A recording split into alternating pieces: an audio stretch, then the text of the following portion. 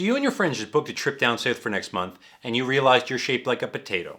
The dread starts setting in that next month you're going to be in a bathing suit in front of a bunch of strangers, and you spent your entire winter inside with chips and beer. So if that sounds like you, then great news. You're right where you belong.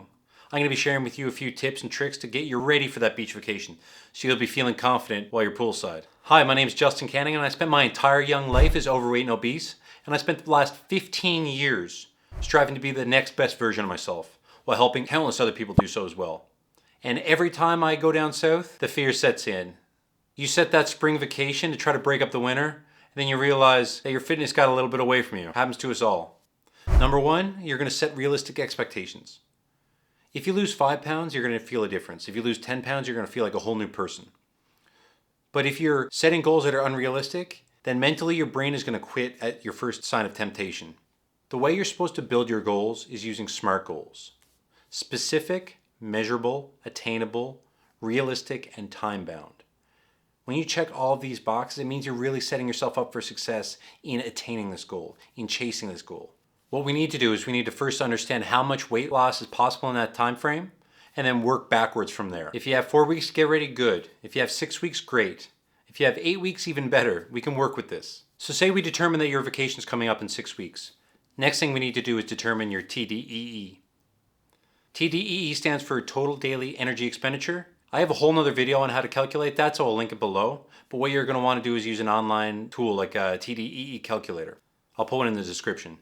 It's going to ask you for a few things, your age, weight, height, and then it's going to ask you for your activity level. For this example, we're going to put in sedentary or lightly active, just because we want to set the bar as low as possible. It's going to spit you out a number, and that's estimate on how many calories you're burning per day. And if you're the type that wears a fitness tracker, even better. That'll give you a much better idea of how much you're burning per day. So now that we got a trip 6 weeks away, we understand how much energy you're burning per day. What we're gonna wanna do is take that number and subtract 500, and that's how many calories we're gonna eat per day. You see, if you're eating 500 calories less than you're burning, that turns into 3,500 calories a week. And 3,500 calories is actually around the number of 1 pound of body fat. So if we're in a deficit of 3,500 calories per week, that's a pound we're gonna be losing per week. What I've learned in my life is that anyone can make this a reality. People just think it's out of their reach. I'm here to tell you it's not. Hit subscribe because I want to build this relationship with you and help you get there. Number 3, high intensity interval training. Since you're a beginner, you may not have a gym membership, so what I suggest is doing an at-home workout. What's called an EMOM, an every minute on the minute. This is where you have a running clock and every minute a buzzer will go off, and then you'll change movements. For this example, we're going to choose 4 movements.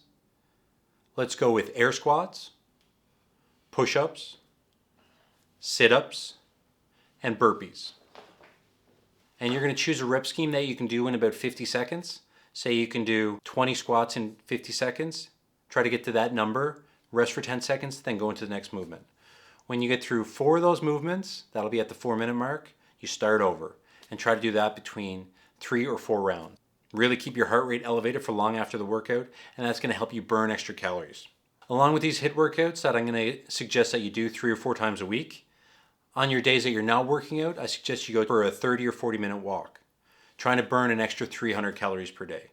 Because once you get from a 500 calorie deficit and a 300 calorie burn, now you're working with 800 calories per day.